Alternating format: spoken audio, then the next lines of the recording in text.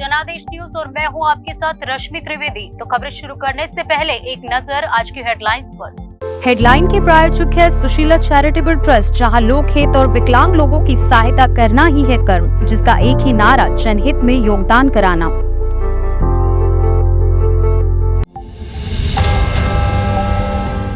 इसरो ने सूर्ययान भेजने की तैयारी की तेज, जानिए सूरज की स्टडी के लिए कब लॉन्च करेगा सैटेलाइट। जब भारत और पाकिस्तान के बीच हुआ बंटवारा तो इस तरह बटी दोनों देशों के बीच सेना। चांद के और करीब पहुंचा चंद्रयान 3, चंद्रमा की चौथी कक्षा में ली एंट्री। केंद्र सरकार द्वारा सुरेंद्रनगर जिले के किसानों को कल 77वां स्वतंत्रता दिवस मनाने के लिए आमंत्रित किया गया है। बोल्ड सब्जेक्ट पर फिल्म बनाने वाले अक्षय इकलौते एक्टर। पंकज त्रिपाठी बोले, अक्षय सर ने जूम कॉल पर स्टोरी सुनाई, उनकी तारीफ बनती है। अब खबरें विस्तार से। भारतीय स्पेस एजेंसी इसरो सूर्य की स्टडी के लिए अभियान की तैयारी में जुटा हुआ है। लॉन्चिंग के लिए सैटेलाइट आंध्र प्रदेश के श्रीहरिकोटा पहुंच गया है। आइए जानते हैं पूरी बात। भारतीय अंतरिक्ष अनुसंधान संगठन यानी इसरो ने कहा है कि सूर्य की स्टडी करने वाला पहला अंतरिक्ष यान आदित्य L1 तैयार हो रहा है।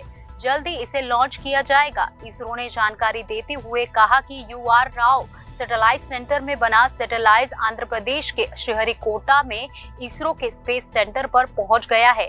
हालांकि इसरो ने अभी ये जानकारी नहीं दी है इसे कब लॉन्च किया जाएगा। इसरो ने आज ही एक और उपलब्धि हासिल की।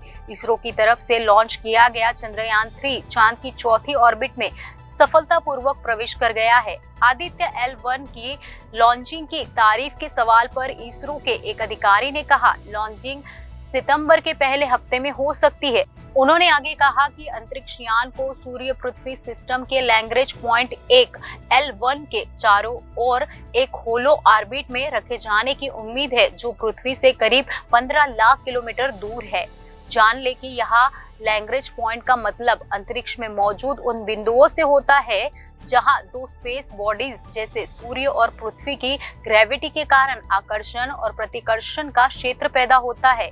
इसका नाम इतावली फ्रांसीसी गणितज्ञ जोसेफ लुइस लैग्रेंज के नाम पर रखा गया था। इसरो ने कहा कि L1 पॉइंट के आसपास हेलो ऑर्बिट में रखे गए सैटेलाइट से सूर्य को बिना किसी छाया ग्रहण के लगातार देखना फायदेमंद हो सकता है।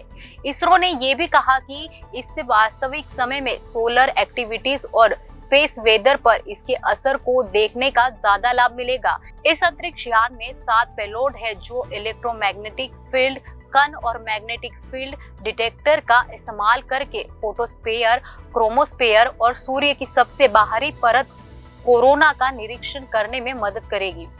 2 जून 1947 को भारत के अंतिम वायसराय लॉर्ड माउंटबेटन ने घोषणा की थी कि ब्रिटेन ने स्वीकार कर लिया है कि देश को विभाजित किया जाना चाहिए। विभाजन के चलते जहां बड़े पैमाने पर दंगे हुए, वहीं अधिकारियों को संपत्तियों, देनदारियों के बंटवारे जैसी कई अन्य समस्याओं का सामना करना पड़ा था। आइए जानते हैं विस्तार से क्या है पूरी बात। दशकों की लंबी लड़ाई और बलिदान के बाद भारत को 1947 में दमनकारी ब्रिटिश उपनिवेशिक शासन से आजादी मिली, लेकिन उपमहाद्वीप को 2 अलग-अलग देशों भारत और पाकिस्तान में विभाजित करने पर जश्न के बजाय हिंसा, दंगे और सामूहिक हत्याएं हुई। 2 जून 1947 को भारत के अंतिम वायसराय लॉर्ड माउंटबेटन ने घोषणा की कि ब्रिटेन ने स्वीकार कर लिया है कि देश को विभाजित किया जाना चाहिए। बाद में विभाजन में जल्दबाजी करने के लिए उनकी आलोचनाएं की, जिसके कारण बड़े पैमाने पर रक्तपात हुआ। उपमहाद्वीप को भारत और पाकिस्तान में बांट दिया गया। माउंटबेटन द्वारा स्वतंत्रता की तारीख 15 अगस्त 1947 की पुष्टि करने के तुरंत बाद ब्रिटिश सैनिकों को उनके बैराकों में वापस बुला लिया गया और इसके बाद कानून और व्यवस्था बनाए रखने की जिम्मेदारी भारतीय सेना को सौंप दी गई। इतिहास की किताबों में यह भी उल्लेख किया गया है कि ब्रिटिश सरकार और भारतीय राजनीतिक नेताओं के बीच शक्तियों और संपत्तियों के सुचारू हस्तांतरण के लिए कई बैठकें हुई। विभाजन के चलते अधिकारियों को संपत्ति देनदारियों के बंटवारे जैसी कई अन्य समस्याओं का सामना करना पड़ा। इसके बीच पुरानी भारतीय सेना पाकिस्तान और भारत के बीच बटी हुई थी। भारतीय सेना की आधिकारिक साइट के अनुसार देश भर में चल और अचल संपत्तियों के साथ सेना की सक्रिय ताकत को एक जटिल योजना के तहत साझा किया गया, जिसकी निगरानी सर्वोच्च मुख्यालय के रूप में ब्रिटिश उपस्थित द्वारा की जाती थी। ब्रिटिश के राष्ट्रीय सेना संग्रहालय के अनुसार field marshal sir cloud Auchinleck के इस बल के विभाजन की देखरेख की लगभग मुख्य रूप से पुरुषों में हिंदू और सिख भारत आए। अधिक से अधिक पुरुष मुख्य रूप से मुस्लिम पाकिस्तान में चले गए। नेपाल में भर्ती गोरखाओं की ब्रिगेड को भारत और ब्रिटेन के बीच विभाजित कर दिया गया और अलग अलग इकाइयों में विभाजित हो गई। पाकिस्तान ने 19वें लॉन्सन्स ने भारत में स्नीकर हॉर्स के मुसलमानों के लिए अपने जाट और सिख सैनिकों का आदान प्रदान किया। कई ब्रिटिश अधिकारी परिवर्तन में सहायता के लिए रुके रहे, जिनमें जनरल सर ऑर्बर्ट लॉकहार्ट भारत के पहले सेनाध्यक्ष और जनरल सर फ्रैंक मैसवी जो पाकिस्तान के पहले सेनाध्यक्ष बने शामिल थे। चांद की तरफ इसरो का चंद्रयान 3 लगातार बढ़ रहा है। आज चंद्रयान 3 ने अहम पड़ाव पार करते हुए चंद्रमा की चौथी कक्षा में प्रवेश कर लिया है। चंद्रयान 3 चांद के और ज्यादा पास पहुंच गया है। चंद्रमा की चौथी कक्षा में चंद्रयान 3 ने एंट्री ले ली है। बता दें कि चांद की ओर से जा रहे भारत के मिशन चंद्रयान 3 को आज 14 अगस्त को पूरा एक महीना हो गया है। चंद्रयान 3 सफलतापूर्वक अपनी मंजिल चंद्रमा की ओर लगातार बढ़ रहा है। चंद्रयान 3 करीब 9 दिन बाद चांद की सतह पर लैंड हो जाएगा। आज का दिन भी चंद्रयान 3 के लिए अहम रहा। चंद्रयान 3 ने आज चंद्रमा की चौथी कक्षा में प्रवेश कर लिया है। पिछले महीने 14 जुलाई को आंध्र प्रदेश के श्रीहरिकोटा में सतीश धवन अंतरिक्ष केंद्र से चंद्रयान 3 को चंद्रमा के लिए लॉन्च किया गया था। तब से अब तक चंद्रयान 3 ने कई अहम पड़ावों को पार किया है। आइए जानते हैं कि चंद्रयान 3 का अब तक का सफर कैसा रहा। बता दें कि 14 जुलाई को चंद्रयान 3 आंध्र प्रदेश के श्रीहरिकोटा से लॉन्च हुआ था। फिर 15 जुलाई को पहली बार ऑर्बिट बढ़ाई गई। 17 जुलाई को दूसरी बार ऑर्बिट में बढ़ोतरी हुई। इसके बाद 18 और 20 जुलाई को तीसरी और चौथी बार ऑर्बिट की स्पीड बढ़ाई गई। वही 25 जुलाई को पांचवी बार फिर ऑर्बिट बढ़ा, जिसके बाद 31 जुलाई और 1 अगस्त की रात को चंद्रयान 3 पृथ्वी की कक्षा से चंद्रमा की ओर बढ़ा। गौरतलब है कि चांद की इस रेस में कई बड़े देश शामिल है। रूस ने भी भारत के पीछे अपना मिशन लूना 25 लॉन्च कर दिया है। भारत और रूस दोनों के मिशन का लक्ष्य चंद्रमा के साउथ पोल पर लैंड करना है।